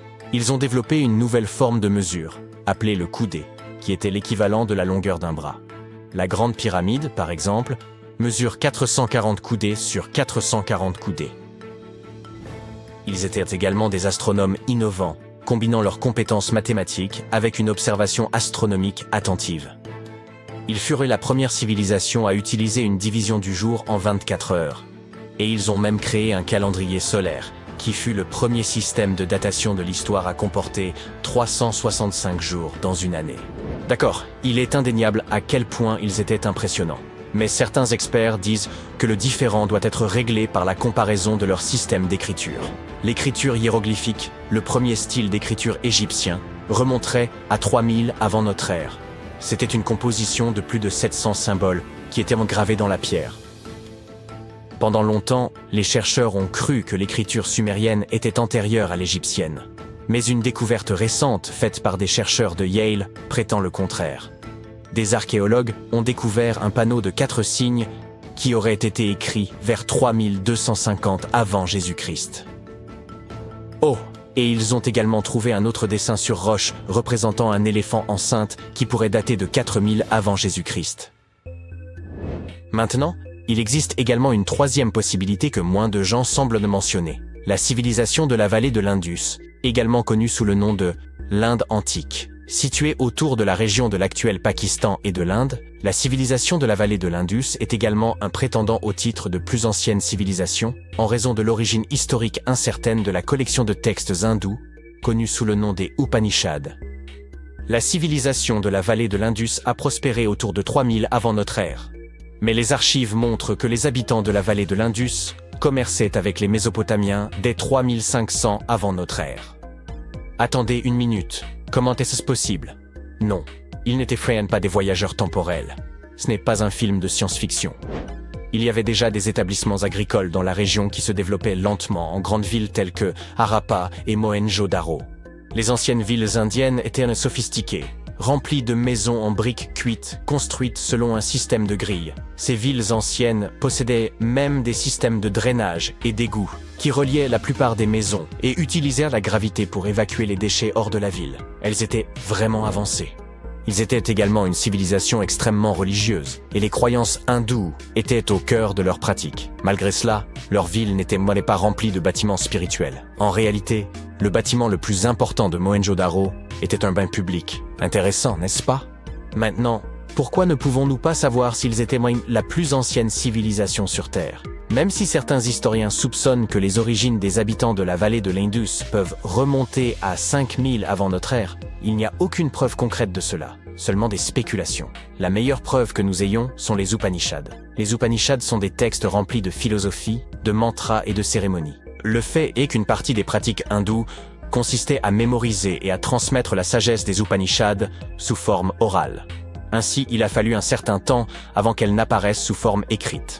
Eh bien, je dirais que les historiens ne sont pas vraiment sûrs de quelle était la première civilisation du monde. Nous ne pouvons que deviner à ce stade. Mais qui sait quelle nouvelle découverte pourrait révéler? Les statues Moai se dressent fièrement sur l'île de Pâques depuis des centaines d'années. À l'époque, les habitants ont fait d'énormes efforts pour sculpter ces figures grandioses. Et puis, ils ont soudainement arrêté. Pourquoi? Essayons de percer ce mystère. L'île de Pâques, située à 4000 km à l'est de Tahiti, a une superficie de 163 km². À ce jour, c'est l'une des îles les plus isolées du monde.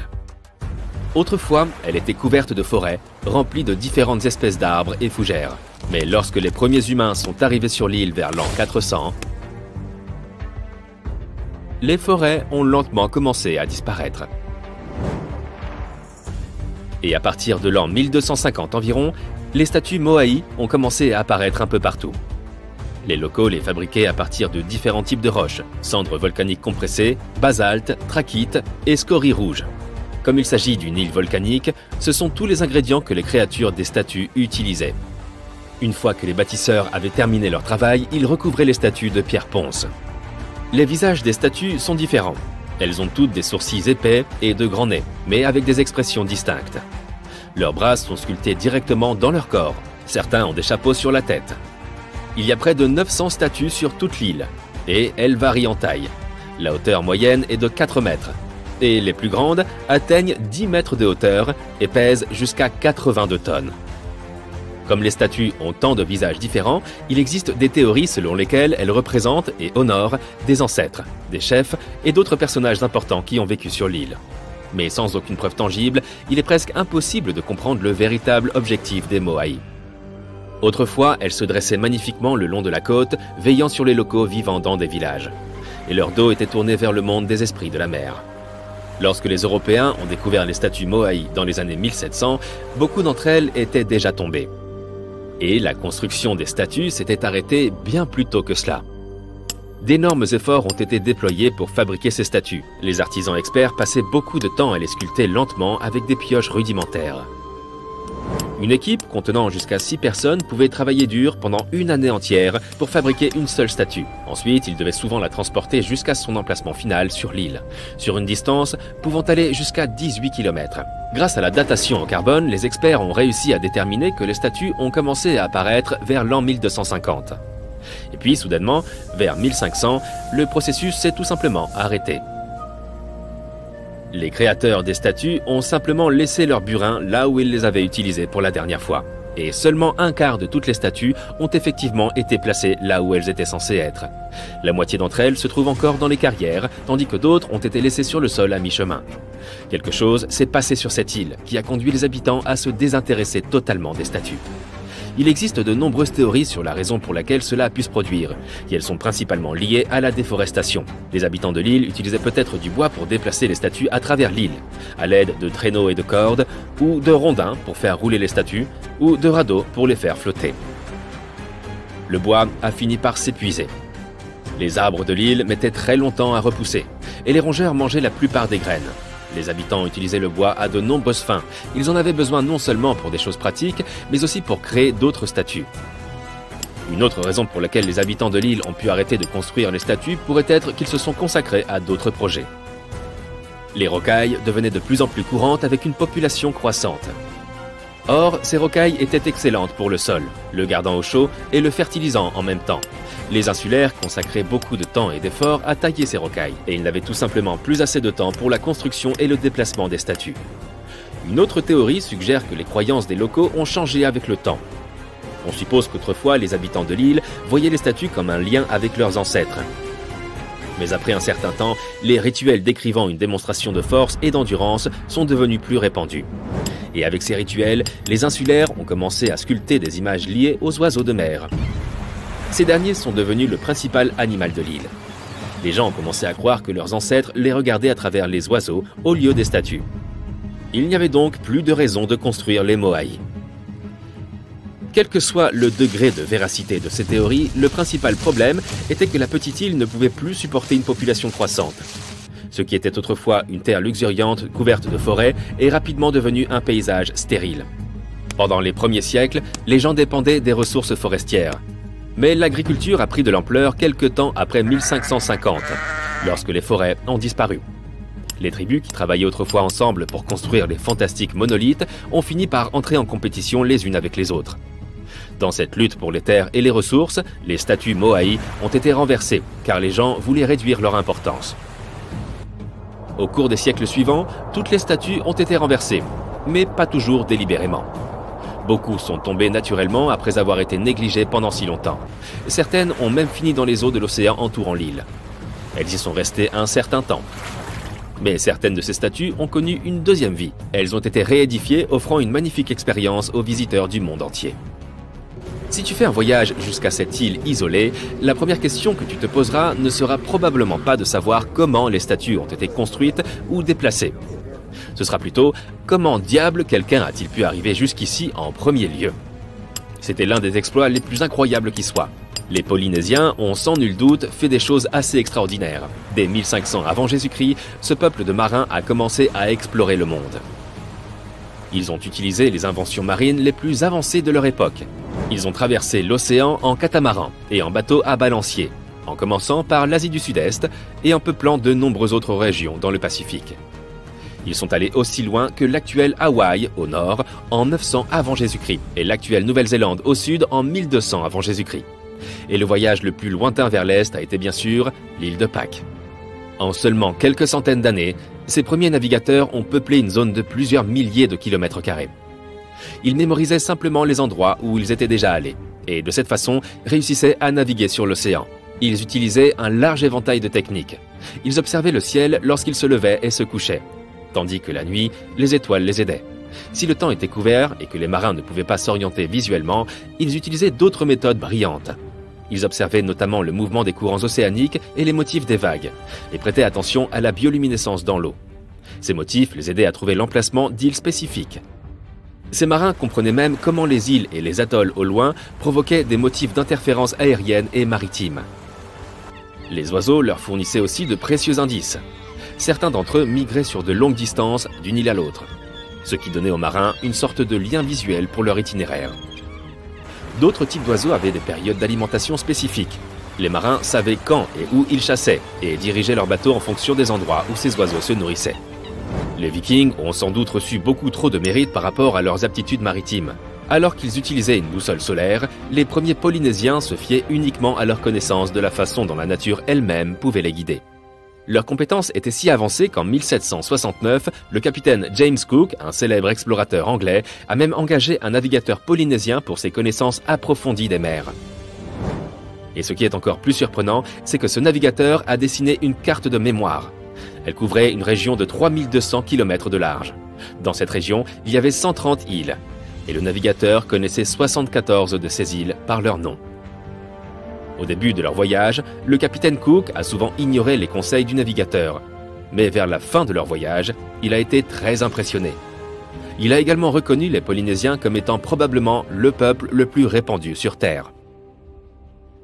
Imagine que tu puisses passer une semaine entière à creuser dans le sol, à chercher des ruines et à prendre des photos des sites archéologiques les plus fantastiques du monde. Serais-tu prêt à le faire? Alors mets ta loupe dans ta valise et allons creuser un peu. Quand on est à Rome, on vit comme les Romains. C'est-à-dire qu'on se promène dans la ville en trébuchant à chaque pas sur des ruines antiques. Donc tu te balades sur la colline de l'Esquilin par un après-midi ensoleillé. Tu viens de finir ta 3e glace quand tu la vois soudain.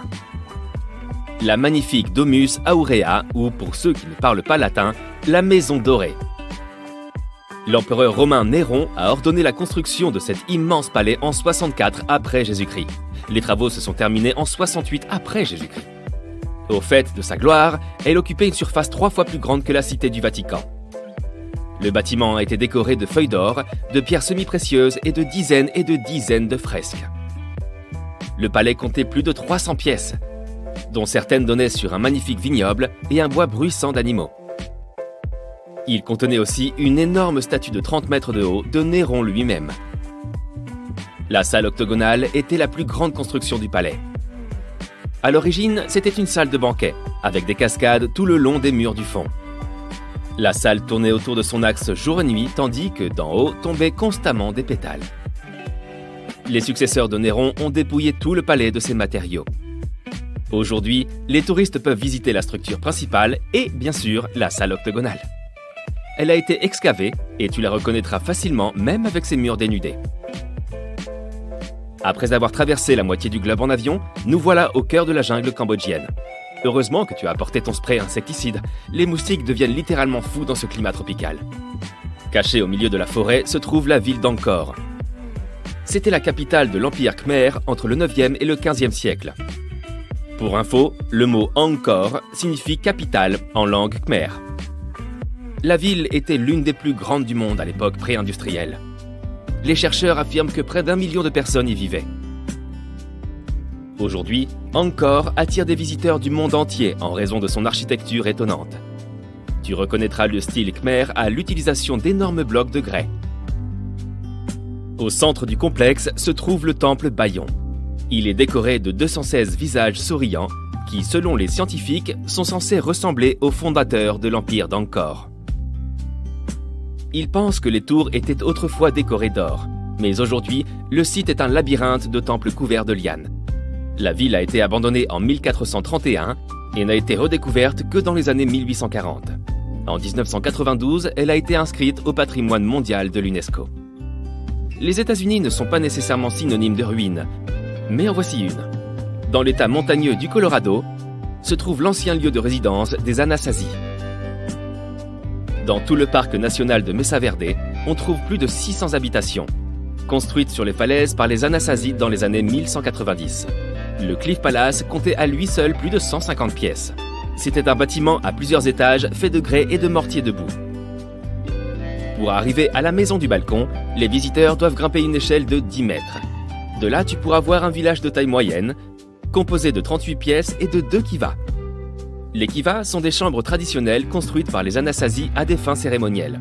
En 1300, les Anasazi ont cessé de vivre dans la région de Mesa Verde. Heureusement, le site est maintenant ouvert aux visites. Si tu aimes les paysages aux couleurs de terre cuite, tu es au bon endroit. La ville de Petra est une merveille du monde antique. Située dans le désert de Jordanie, la ville était un haut centre commercial au IVe siècle avant Jésus-Christ. Les Nabatéens, un peuple arabe ancien, vivaient dans la ville rose et ont prospéré pendant de nombreuses années, accumulant une grande quantité de richesses. Ils ont inventé un système innovant pour que l'eau y circule et ont ainsi rendu la région habitable. La structure, en forme de porte sculptée dans la roche, est célèbre. On la surnomme le trésor du pharaon. Elle se trouve à l'entrée principale du site et on dit qu'un trésor caché se trouve en dessous. Au début des années 2000, le site a été nommé l'une des 7 nouvelles merveilles du monde. Très loin de cet endroit, au Guatemala, se trouvent d'anciennes ruines mayas. La cité perdue de Tikal est un site composé de 12 000 édifices, les vestiges de la capitale de l'ancien empire maya. Elle est comparable en importance à Londres ou à New York. L'Acropole Nord est le plus ancien complexe de monuments de Tikal. Construit par la seule main de l'homme en 750 avant Jésus-Christ, il servait de lieu de repos aux dignitaires et aux rois. À l'époque, les temples en forme de pyramide étaient peints d'un magnifique rouge. Les Mayas adoraient cette couleur. Aujourd'hui, bien sûr, tout est couleur de calcaire. Les archéologues ignorent la raison de la chute de Tikal. Est-ce la sécheresse qui l'a causée, une maladie ou quelque chose de complètement différent? Sur la rive gauche du Tigre se trouve une ancienne ruine étrange, une grande arche abîmée. Elle appartenait à une ville appelée Ctésiphon, le joyau de l'Empire perse pendant plus de 800 ans. La ville abritait un palais extravagant, doté d'une mosaïque de verre, de tapis ornés de joyaux et de beaucoup de marbre. D'ailleurs, pourquoi les rois semblent-ils tant adorer le marbre? L'arche faisait partie du complexe du palais impérial. Jusqu'à l'époque moderne, c'était la plus grande voûte autoportante construite par l'homme. Tu remarqueras qu'il n'y a aucun pilier pour la soutenir. En raison de son immense richesse, la ville était constamment la cible d'autres empires, jusqu'à ce qu'elle finisse par tomber. Tu as envie de découvrir d'autres ruines mayas? Chichén Itzá est un site archéologique dont les pyramides sont les mieux préservées de la planète. Située dans l'état du Yucatan au Mexique, cette cité maya a plus de 1500 ans. À son apogée, elle abritait 35 000 personnes. Le site compte un total de 26 ruines à découvrir. Le point culminant est El Castillo, un énorme temple qui se dresse à 24 mètres au-dessus du sol. Sa caractéristique la plus singulière est qu'il comporte 91 marches sur chacun de ses 4 côtés. En comptant la plateforme supérieure, cela fait 365 marches, soit le nombre de jours de l'année solaire. La plus ancienne cité perdue de cette liste remonte à la période néolithique. C'est à ce moment-là que nous, les êtres humains, avons commencé à pratiquer l'agriculture pour la première fois, au lieu de vivre selon un mode de vie entièrement nomade basé sur la chasse et la cueillette. Dans l'archipel des Orcades, au large de l'Écosse, se trouve un site préhistorique connu sous le nom de Skara Brae. Grâce à d'excellents travaux de restauration, le site est très bien conservé. Tu peux voir des habitations préhistoriques avec des foyers, des meubles en pierre et même des toilettes primitives. Les chercheurs ont aussi trouvé des symboles runiques sur le site, ce qui signifie qu'il est possible qu'ils se soient essayés à une forme d'écriture. Ah, la Grèce. Quelqu'un veut de la feta? Nous voilà arrivés au cœur des cœurs de l'archéologie. Mais aujourd'hui, nous explorerons un site en particulier, le colosse de Rhodes. Aussi connu sous le nom de géant de bronze, il était l'une des 7 merveilles du monde antique. se dressant dans le port de la ville grecque de Rhodes au IIIe siècle avant Jésus-Christ. On dit que le colosse mesurait 32 mètres de haut. On pense aussi que la statue a été construite avec l'aide de 900 chameaux. Malheureusement, elle n'est restée debout que pendant une 60aine d'années. Un tremblement de terre dévastateur l'a réduite en miettes, si bien qu'en visitant les lieux, les visiteurs ne découvraient plus qu'un pied géant.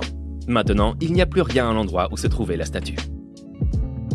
On trouve un grand nombre de murs en ruine de par le monde.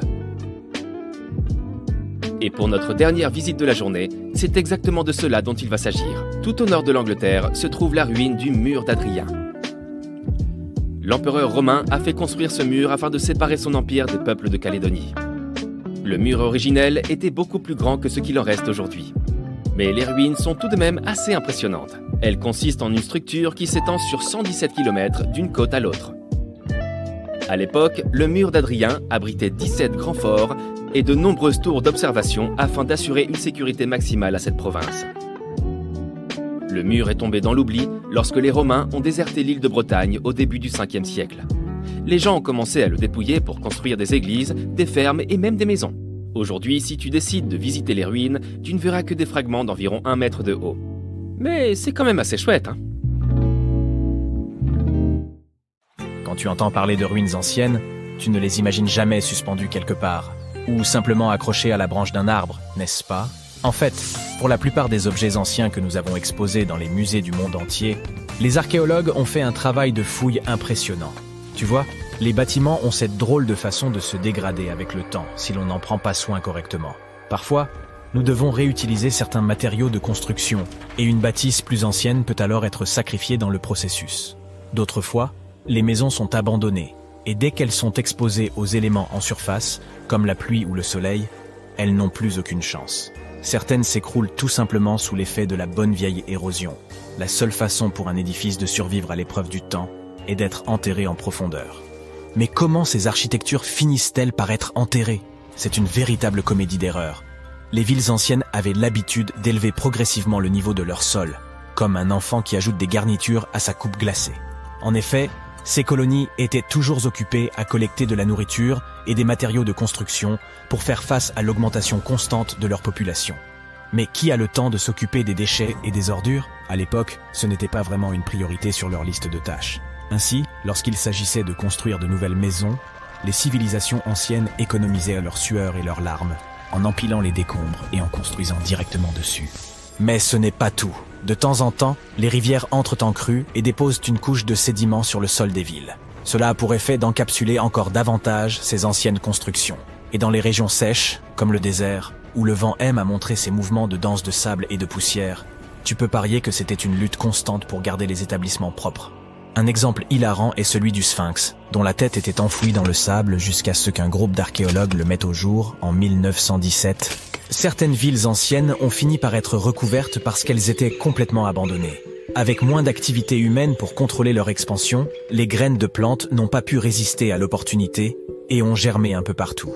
Elles ont absorbé le dioxyde de carbone de l'air et se sont développées, ajoutant de plus en plus de volume au sol. Scieuses racines effrontées ont même décidé de stabiliser le sol constitué de matière végétale en décomposition, créant ainsi plusieurs couches de terre.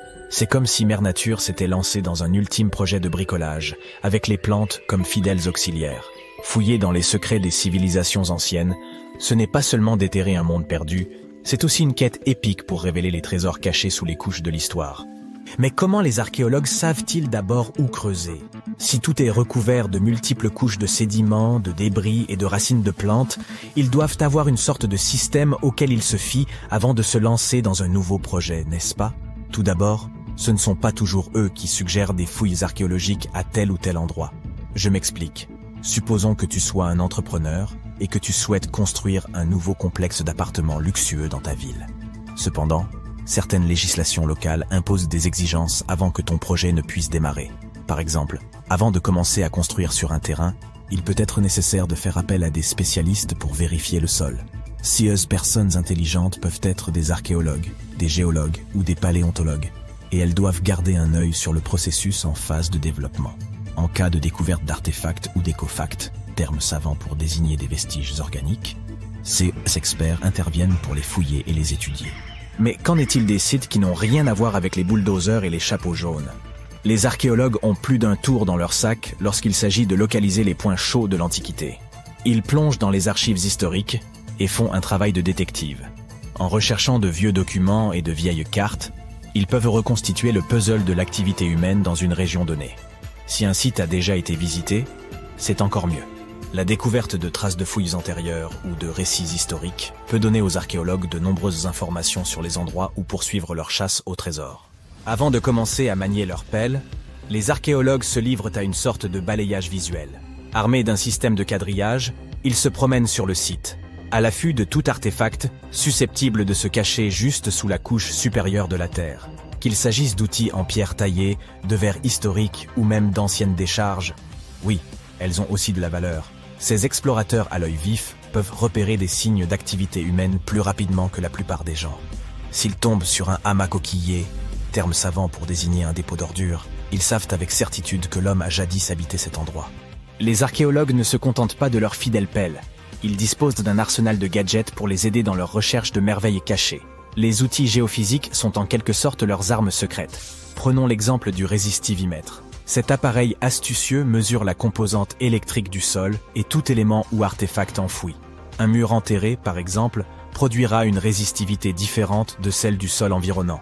Les magnétomètres et les géoradars fonctionnent de la même manière, mettant en évidence les indices potentiels de trésors anciens dans le sol. Et qui pourrait oublier notre vieil ami, le GPS? Il aide les archéologues à cartographier des emplacements précis, comme une carte au trésor high-tech les menant directement à leur peau d'or. Tu souhaites visiter virtuellement certains des sites archéologiques les plus importants du monde? Suis-moi. Au Royaume-Uni, par exemple, tu trouveras cet endroit intéressant appelé Stonehenge. C'est l'un des nombreux Henges répartis dans le pays, mais celui-ci est vraiment exceptionnel. Imagine cela. Des pierres anciennes et massives se dressent fièrement, disposées sous forme d'un anneau à l'extérieur et d'un fer à cheval à l'intérieur, avec quelques pierres plus petites pour faire bonne mesure. Et devine quoi? Ces pierres étonnantes existent depuis plus de 5000 ans. C'est ce que l'on appelle une longévité à toute épreuve. C'est là que les choses deviennent intéressantes. Selon le folklore local, le légendaire magicien Merlin a sorti sa baguette magique et a téléporté ces pierres massives depuis l'Irlande. Apparemment, des géants les avaient assemblées là-bas, mais Merlin a décidé qu'elles seraient bien plus belles à leur nouvel emplacement. D'autres pensent qu'il s'agit simplement des ruines d'un ancien édifice spirituel romain. Ces structures étonnantes ont été construites par nos ancêtres de l'âge du bronze. Avec leurs outils simples et leur technologie limitée, ils ont réussi à créer ce chef-d'œuvre monumental. Impressionnant, non? Malheureusement, nous ignorons encore beaucoup de choses sur cette région. L'objectif initial de Stonehenge reste encore aujourd'hui un mystère. Certes, il existe de nombreuses théories, mais les scientifiques ne sont pas encore parvenus à se mettre d'accord sur le sujet. On sait cependant qu'il est parfaitement aligné pour accueillir le lever du soleil lors des solstices d'été et d'hiver. L'ancienne ville de Pompéi est un site archéologique tout aussi étonnant. Imagine un peu, le Vésuve, un fauteur de troubles notoires, a décidé de piquer une crise volcanique et a complètement recouvert cette ancienne ville romaine. Il l'a transformée en capsule temporelle, située à l'extérieur de l'actuelle Naples, en Italie. En 1748, une bande d'explorateurs aventureux est tombée sur Pompéi. Ils ont découvert alors un trésor de choses bien conservées. Des rues, des maisons, de la nourriture, probablement un peu périmée, des bijoux clinquants, des sculptures raffinées, des fresques colorées, des objets ménagers de tous les jours, et même des restes humains et animaux. C'était comme une fête archéologique épique. À première vue, Pompéi avait tout pour plaire.